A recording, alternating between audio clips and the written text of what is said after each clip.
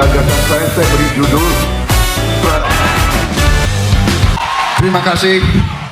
Terima kasih atas undangan yang diberikan kepada saya.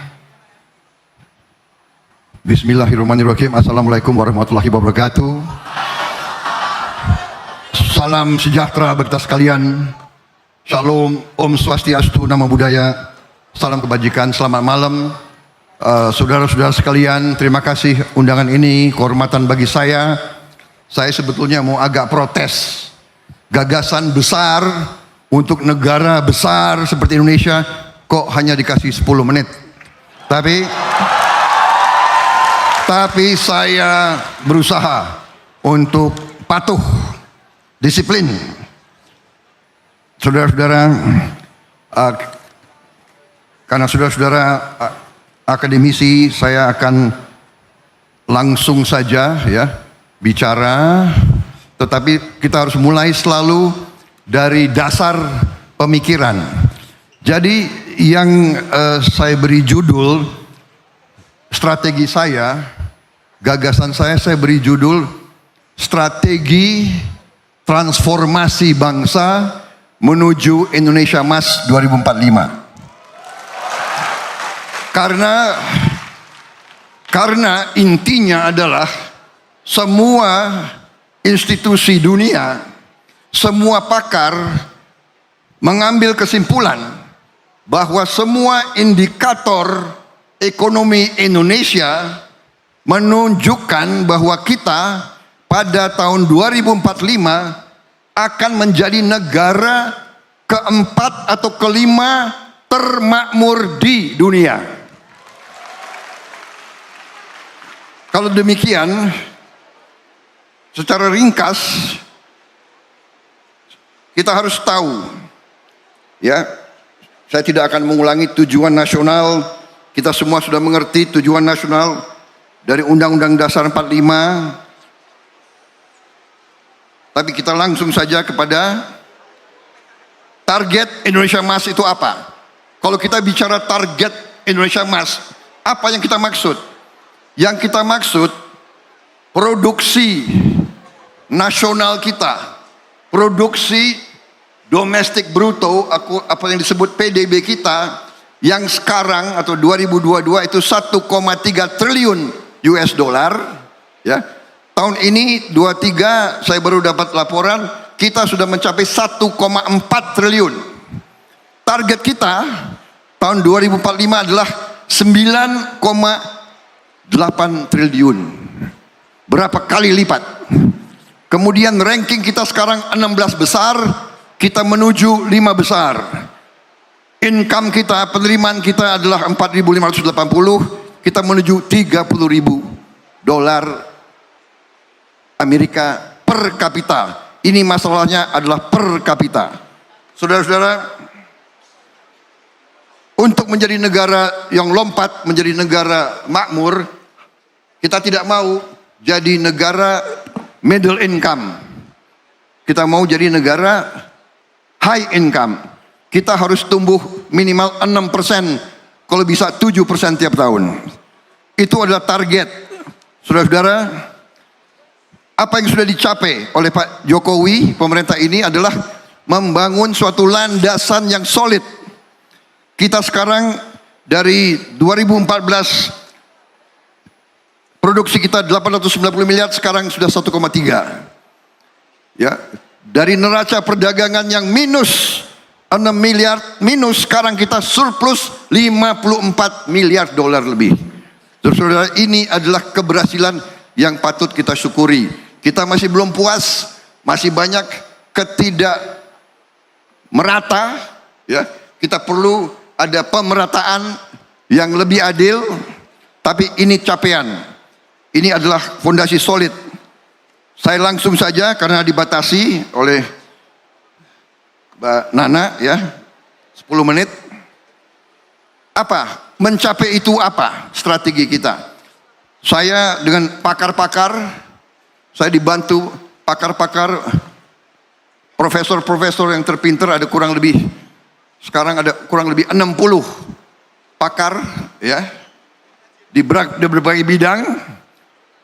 Ipolexos Budmil, dan terutama ekonomi, kita merumuskan 17 program prioritas. 17. Yang pertama, kita harus mencapai swasembada pangan. Harus mencapai swasembada pangan. Dan saya yakin ini bisa. Kalau kita laksanakan dengan benar, kita bukan saja jadi swasembada, kita bisa jadi lumbung pangan dunia. Itu cita-cita. Kedua, kita harus berani memberantas kemiskinan. Kita harus berani dan kita mampu. Kita mampu menghilangkan kemiskinan di bumi Indonesia. Kemudian dalam rangka itu kita harus juga memberantas korupsi. Korupsi adalah penyakit yang akan menghambat kita dan harus kita selesaikan. Kita harus tingkatkan pelayanan kesehatan dan obat untuk rakyat. Kita harus kuatkan pertahanan negara. Kalau lemah kita akan diinjek-injek dan dijajah kembali.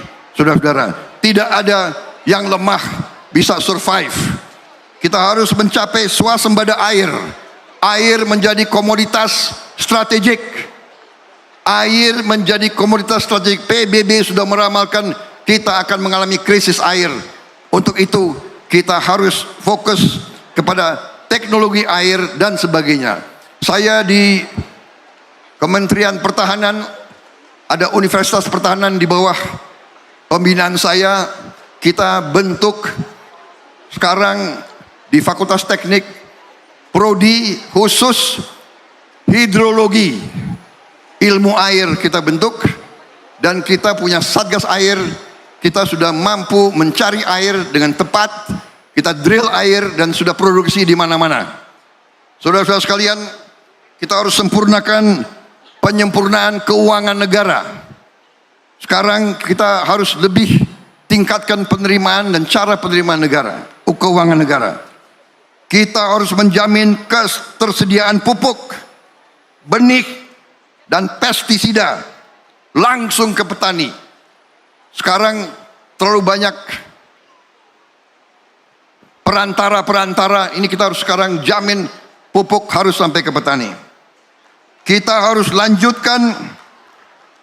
lanjutkan hilirisasi dan industrialisasi.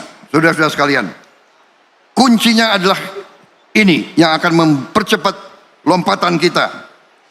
Saudara-saudara sekalian, dengan hilirisasi, komoditas-komoditas kita sekarang di bawah kepemimpinan Presiden Joko Widodo, kita tidak mau komoditas kita, sumber alam kita diekspor, dijual murah ke bangsa lain. Kita tidak mau. Kita hentikan ekspor murah. Kita wajibkan mereka untuk melakukan pengolahan di Republik Indonesia. Saudara-saudara sekalian, dan ini membuat banyak negara asing tidak suka. Kita mau diboikot, tapi kita tidak gentar. Kalau tanpa hilirisasi, tidak mungkin kita menjadi negara makmur.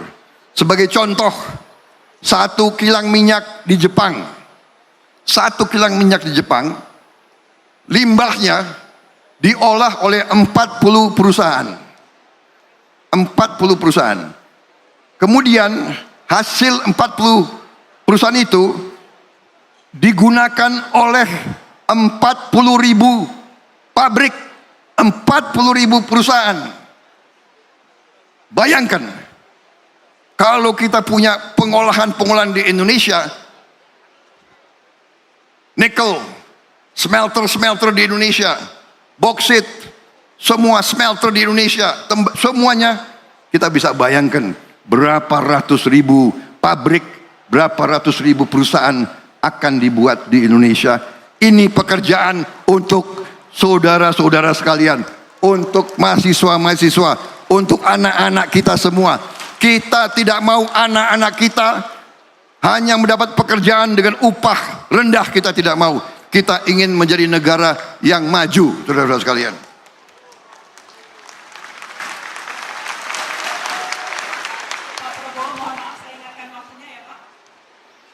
Ya sebentar lagi lah, Mbak Nana.